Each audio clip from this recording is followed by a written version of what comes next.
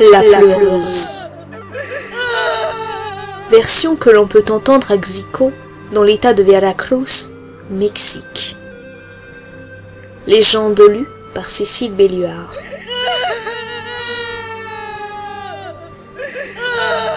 La pleureuse fait son apparition ici à Xico.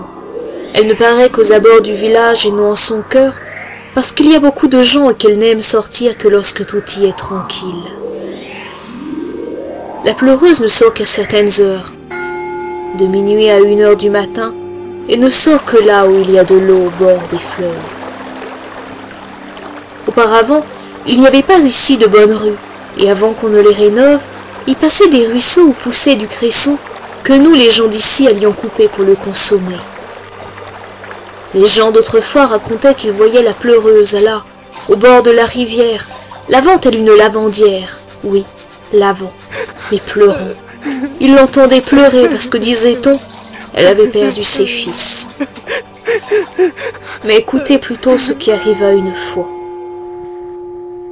Dans une ruelle déserte, il était près d'1 heure du matin, allait un jeune homme qui était très amoureux, un véritable coureur de jupons pour lequel il n'était pas difficile de séduire une femme. C'est alors qu'à quelque distance de lui, il vit une jeune femme qui marchait seule et il la suivit. Cette jeune femme marchait lentement. Il pressa donc le pas pour l'atteindre, mais, comme elle pressait aussi le pas à son tour, il ne parvint pas à la rejoindre. Au moment où ils atteignaient le bout de la ruelle, il réussit à s'en approcher davantage, et alors qu'il n'était qu'à 3 ou 4 mètres l'un de l'autre, il osa lui parler. « Écoute, mon amour, pourquoi es-tu si seule? Que fais-tu ici si seule? On pourrait te voler. » Celle-ci demeura silencieuse et continua à marcher. Mais alors qu'elle marchait ainsi sans dire un mot, le jeune homme put entendre comme des sanglots. Il n'y prêta pas attention car il voulait la conquérir.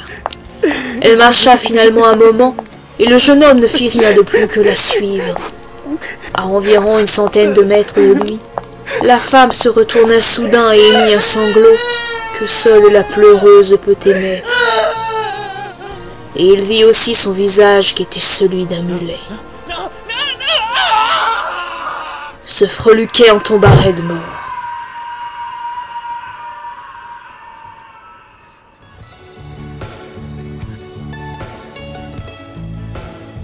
Cette légende a été recueillie par Homero Adame